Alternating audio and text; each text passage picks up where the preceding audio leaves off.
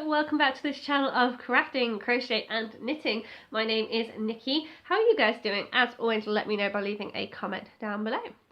I also have a question for you. Have you seen last week's video yet? Are you excited for it? Have you cast your vote?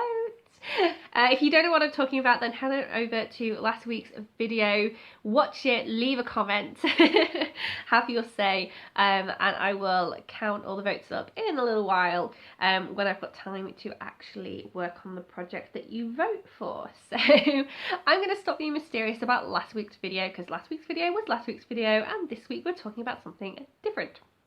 This week we're talking about baby garments, and the reason for that is that I have another friend who's pregnant.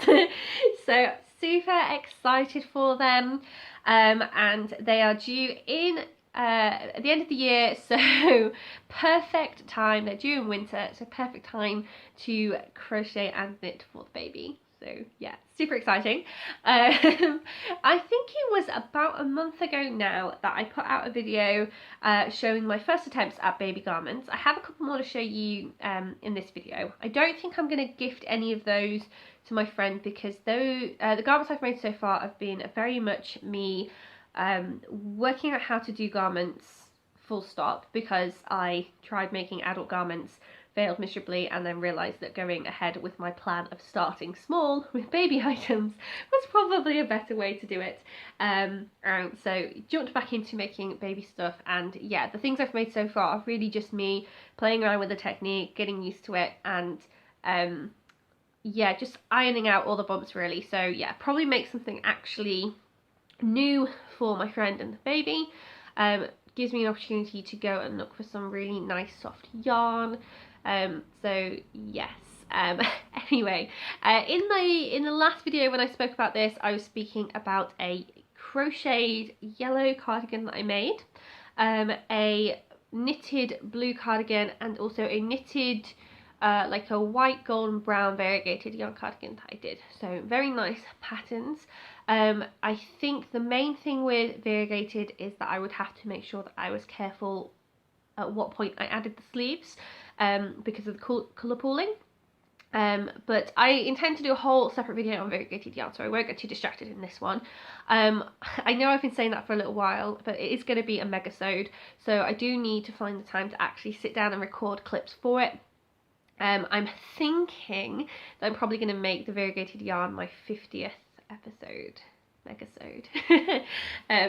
So yeah, let me know how you feel about that in the comments down below. Like, let me know if you're excited for that and you have any questions for me to answer in the video. Just leave them in the comment section. I will find them. So yeah, anyway, enough babbling. I have got two more practice baby items to show you that I think, well, I hope you're gonna like.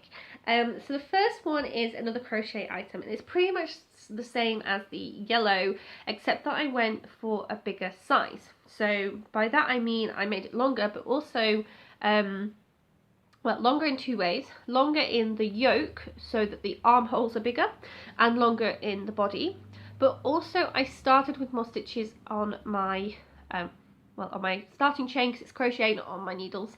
I started with more stitches for the starting chain, so that the neckline was bigger. So I think what I basically did was count up how many stitches I would need to do like the second row, to start from the second row of the yellow cardigan instead.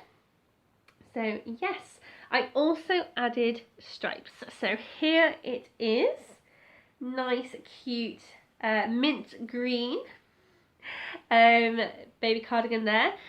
So yes, I went for a bigger neckline. This is effectively the second row, and typical, I left the yellow one packed away upstairs, so I can't even show you the comparison, so you'll have to take my word for it. It's a bigger neckline. And it's also a much bigger yoke, so there's something like, what have we got there, 2, 4, 6, 8, 10, 12, 13ish, 12 or 13 rows before I split into the body and the sleeves. So a much bigger yoke. I think it was only about 8 rows on the yellow cardigan. So yes, it's really simple. It's a free design. I think it's a Yarnspirations one. They don't use anything, they don't use the yarn anything like what I used, but it is really pretty simple pattern. You just start with a starting chain that you then kind of split into a box. I'm not even sure if I'm going to be able to sort of illustrate. Nope, it's not going to. Don't think it's going to do it. It's like a rectangular box shape. I think again you're gonna have to take my word for that one. There's a sort of rectangular box shape going on. This is what it's like, and then you fold it over. So that's where that rectangle comes from, basically. You work around the neckline in a rectangle, then you fold it over on itself, so that you get a neckband, and the edge of the rectangle is like here, and then across the body, and then across the sleeve again there. That made sense in my head. I'm sorry. So yeah, it's very simple. Like I said, it's a Yarnspirations pattern. I used Aldi So Crafty wavy yarn, so it's a cotton blend. It's very soft. I went for these stripes of pink. Now, I don't really use pink in my knitting because the society reads too much into that. But I had some of this wavy pink. I did not know what I was going to do with it, and I just decided I'm going to do subtle splashes of pink in this mint green cardigan. I'm sorry about the colour showing up poorly in the bad lighting. Turns out British summertime lasted 2 weeks. Who knew? So sorry about the lighting.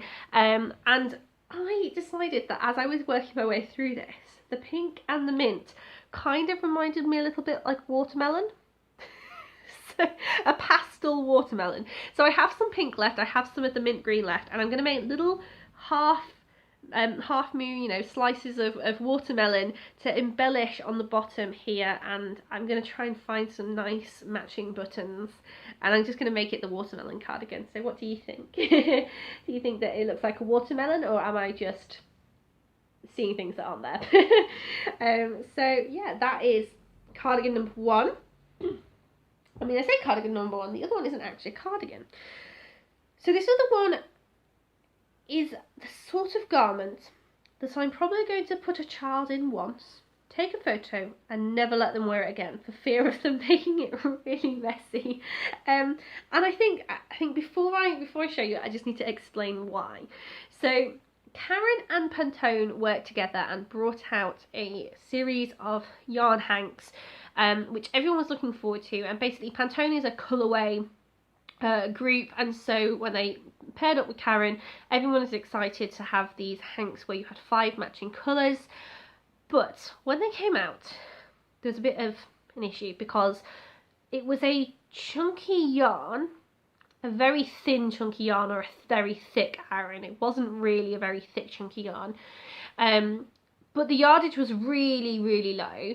The material was mostly acrylic, even though it is incredibly soft based on whatever else is in there.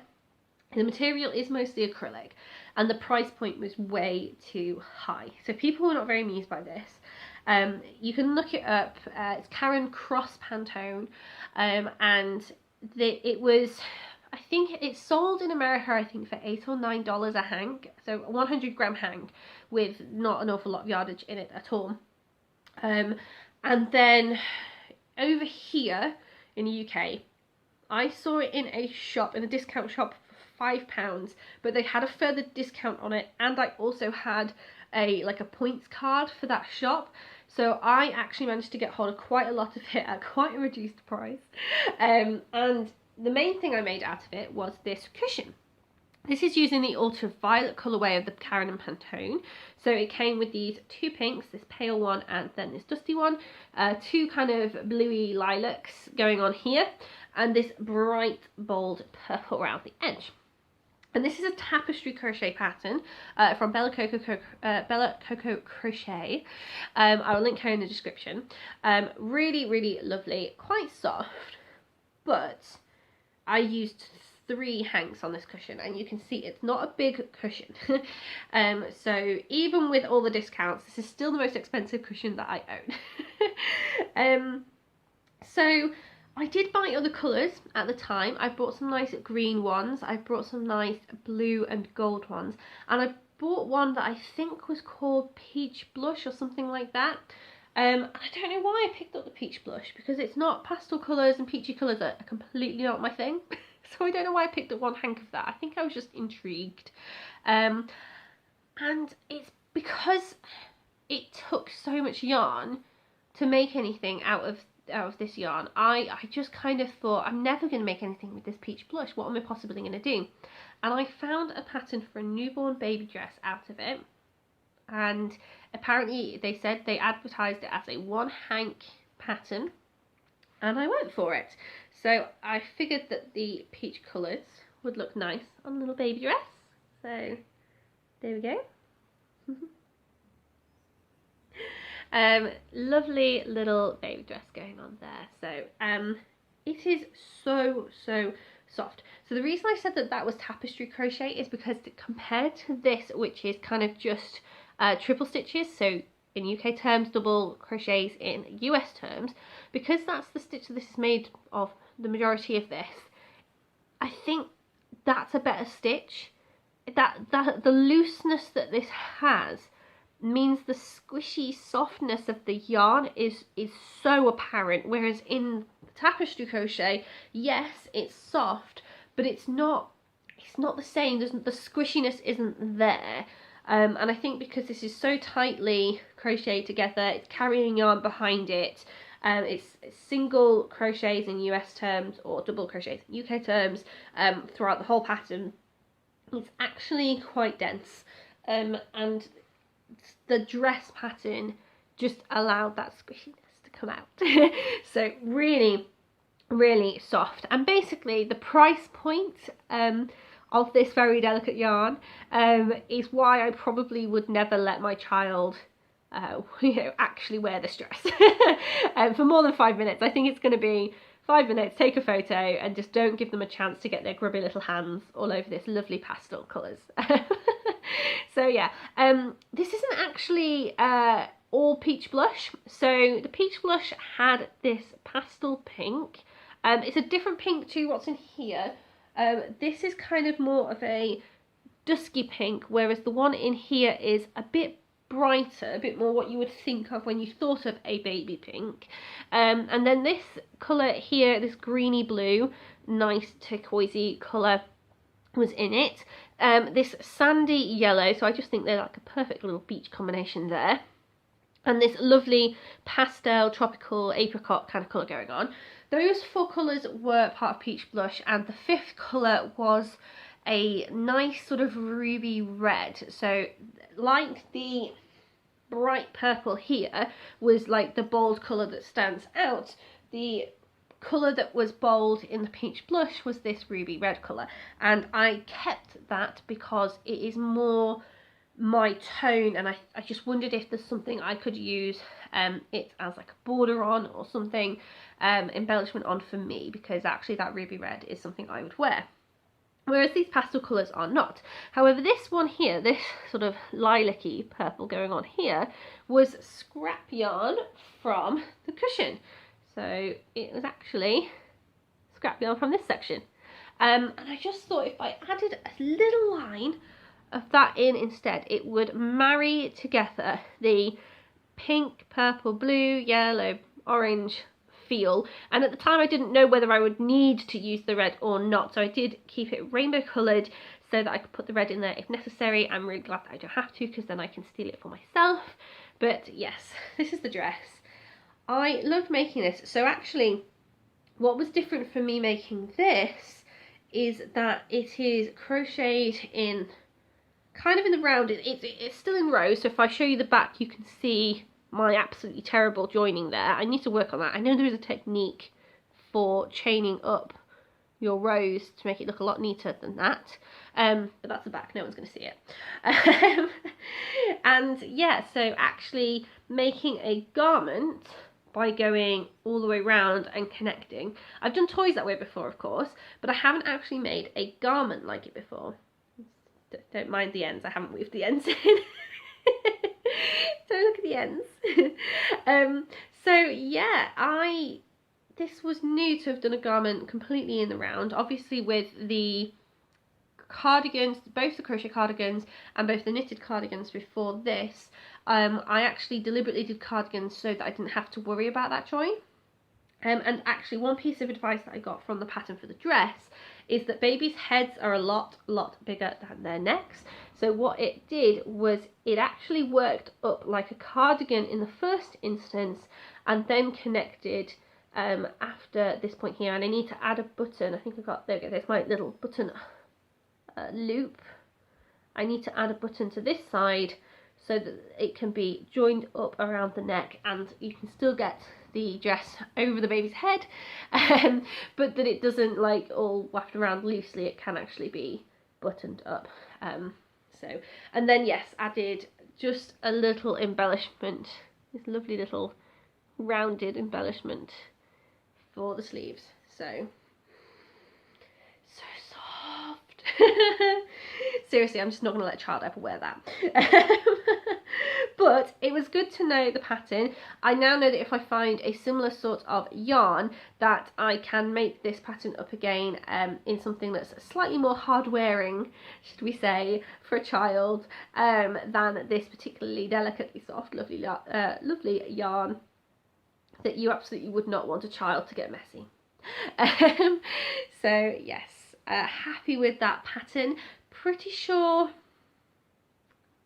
I am so sorry to the designer, I can't remember who designed this, but I will try to find, it was a video tutorial, so I'll try and link that video tutorial in my description if you want to find it. So yes, I have rambled on long enough about those two items, and I'm sure I will ramble on about future baby items to you in other videos, but for now I will see you in the next video, and don't forget to go and watch the previous video and cast your votes. So yeah, bye!